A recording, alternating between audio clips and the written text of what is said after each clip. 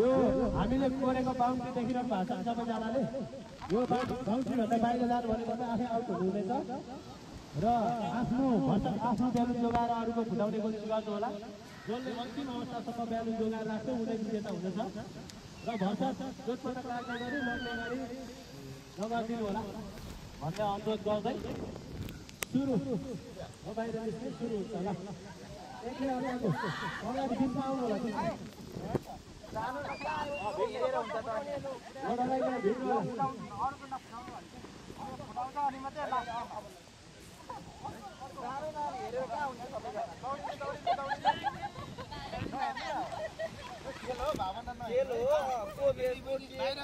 बाहिर जानु भने आउट हुनु त भित्र आउनु भित्र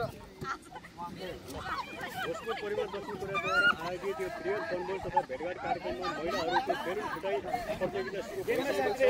हाम्रो महिलाहरूले यही प्रकारको बेलुन फुटाउनमा चाहिँ एकदम धन्न हुनुहुन्छ। धेरै अब चाहिँ कसले बाजी मार्नुहुन्छ धर्मदूर प्रयास गरिराख्नु भएको छ आफ्नो बेलुन फुटाउनको लागि। तान्ने काम चाहिँ नगर्नु है ल फुटाइदिनु ल अब बाँकी चाहिँ मैदानमा चाहिँ 5 जना हुनुहुन्छ हाम्रो खेलाडीहरू आउट भइसक्नु भएको छ।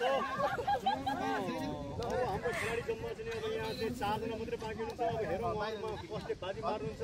त्यसो सशक्त रूपमा उहाँहरूले आफ्नो अगाडि नबस्दिनु न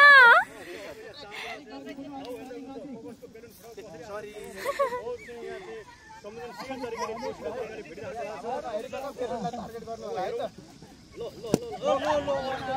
अब जम्मा 3 जना बाँकी हुनुहुन्छ। अलिक अलिक हुनु होला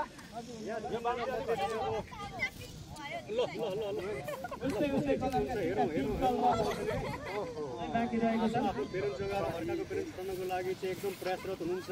3 जनाको कम्पिटिसन जाँदैछ 2 जनाले 1 जनालाई नगर्नुस् ल फुट्दैन सिंगल भिडियो त फुट्दैन एकदम ल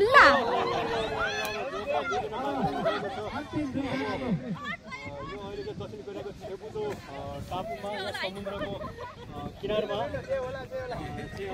2 जनामा 1 जना आएको है रोमाञ्चक ढङ्गले अगाडि बढेर बाहिर आउट होला फेरि जानुहुन्छ है डिङ आउट चाहिँ हुनु ल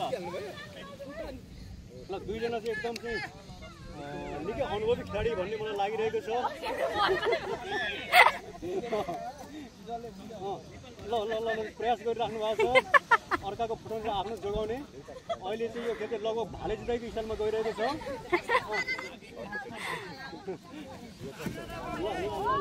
रोमाञ्चक ढङ्गले अगाडि बढिरहेको छ।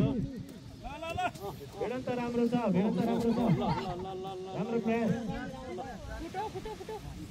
फुटो अब 1 जनाको फुटिहाल्यो। पहिलो हुनेलाई मात्रै प्राइज छ हाम्रो दोस्रो हुनेलाई हामीले सम्मान पत्रको व्यवस्था गरेका छौँ। यो भएपछि पहिलो हुनको प्रयास गर्नु होला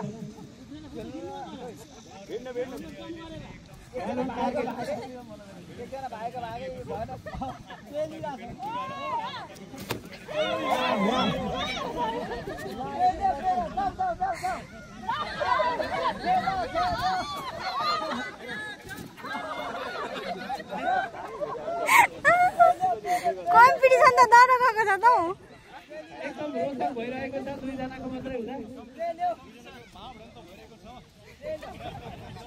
यो रेस्लिङ भन्दा नि खतरा गेम भइरहेछ।